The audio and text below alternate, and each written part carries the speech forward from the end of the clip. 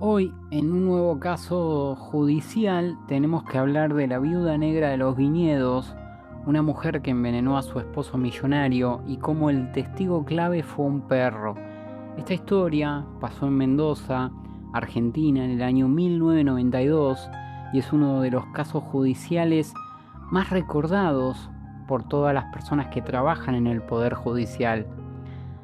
Tenemos que volver al año 1992, a la provincia de Mendoza, Argentina, y empezar con Héctor. Héctor era un hombre de unos 72 años, viudo y dueño de una de las bodegas y viñedos más importantes de Argentina, de Mendoza.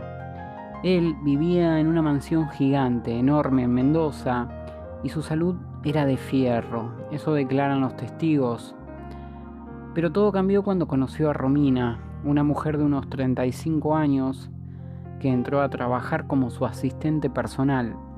Al poco tiempo, Romina y Héctor comienzan un romance.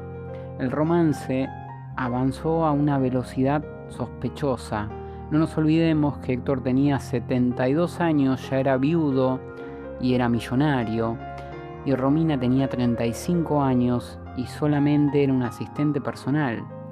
Pero comenzaron un romance, el romance avanzó a una velocidad sospechosa y en menos de 6 meses Romina convenció a Héctor de casarse. ¿Cómo lo hicieron al casamiento?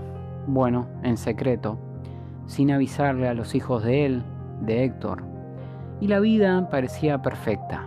Había amor, pero también, como consta en el fallo judicial, habían lujos y muchos viajes. Sin embargo, a las pocas semanas de la boda, la salud de don Héctor empezó a ir para abajo, desmoronarse misteriosamente. Comenzó a tener mareos, comenzó a tener vómitos y también comenzó a tener lagunas mentales. Y una noche tuvieron una cena íntima entre Héctor y Romina, y Héctor sufrió un paro cardíaco fulminante en su cama. Héctor tenía una fortuna declarada en varios millones de dólares. No nos olvidemos que en el año 1992 llegó a ser la persona más importante de Mendoza en cuanto a bodegas y viñedos, con varios vinos de nivel mundial. Héctor termina sufriendo un paro cardíaco fulminante en su cama y tenía una fortuna declarada en millones de dólares. ¿A quién pasó la fortuna? Misteriosamente, todo pasaba legalmente a manos de su nueva y joven esposa, Romina, de 35 años.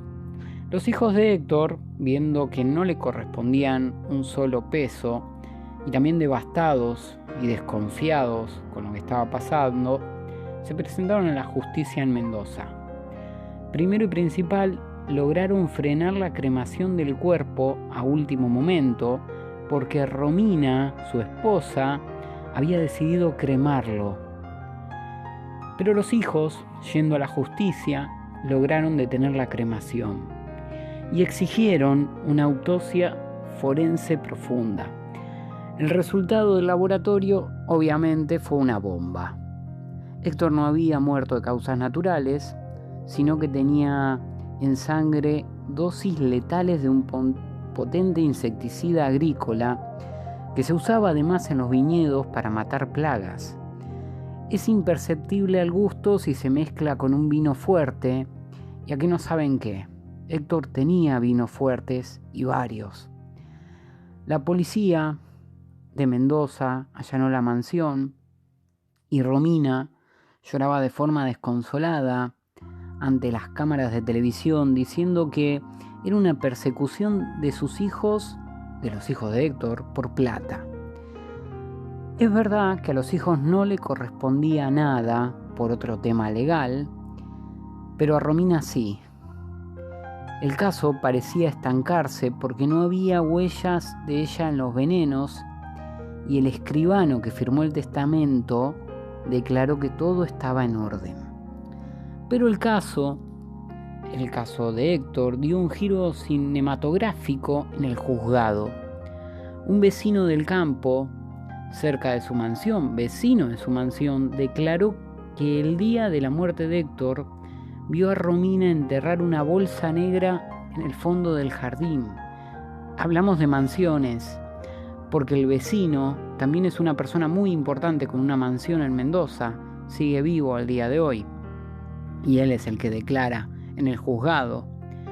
¿Qué pasó? La policía científica fue al lugar exacto con palas y desenterró el cadáver del perro.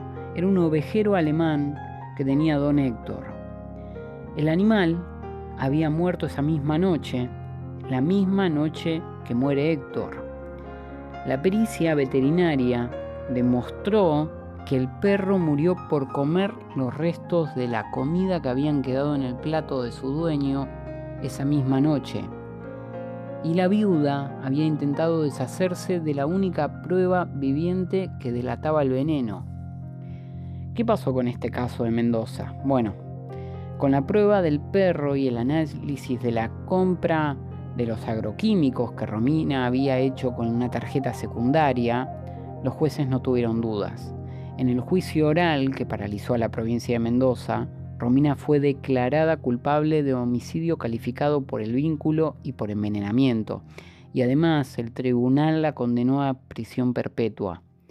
La herencia millonaria volvió, en este caso, a la mano de los hijos legítimos, que antes no le correspondía por un testamento, y el caso sentó un precedente histórico sobre cómo la medicina forense y un testigo inesperado, en este caso un perro, el ovejero alemán, pueden tumbar el crimen perfecto de una viuda negra.